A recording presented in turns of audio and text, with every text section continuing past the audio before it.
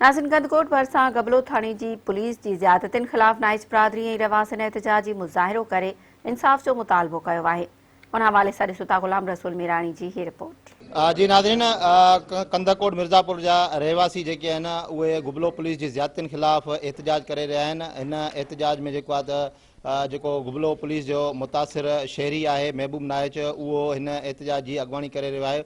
उन सां गॾोगॾु ॿिया मिर्ज़ापुर पाड़े जा जेके रहवासी आहिनि उहे बि हिते मौजूदु आहिनि। असां हिननि सां ॻाल्हि ॿोल कंदासीं त उन्हनि जो वधीक छा चवणु आहे।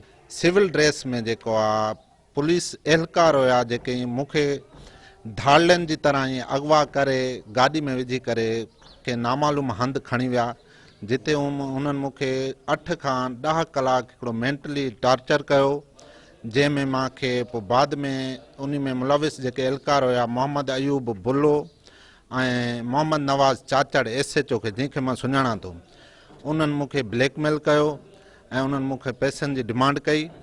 मां उन्हनि खे पैसनि जी पैसा न ॾियण जे एवज़ उन्हनि मूंखे मारण जी धमकियूं बि ॾिनियूं, इनकाउंटर करे मारण जी धमकियूं बि ॾिनियूं।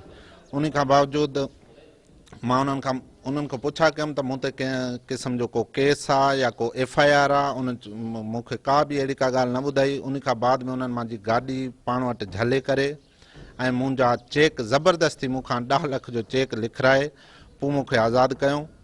उन खां बाद मां घर पहुतो आहियां। हाणे मां इहो मीडिया जे साम्हूं एहतजाज कयां। मां SSP कश्मीर खां इंसाफ़ जी उम्मीद रखां थो ऐं मुतालबो कयां थो त मुलविस एहलकारनि जे ख़िलाफ़ कानूनी कार्रवाई कई वञे। ॾाढो ॾुखियो ऐं ॾुखाईंदड़ वाक़ियो आहे। असां हिन दोस्त खे सुञाणियो, असांजो दोस्त आहे, हीउ पाण SHO जो पुटु आहे, रिटायर SHO जो, ऐं पाण हीउ कंदकोट जो शरीफ़ शहरी आहे।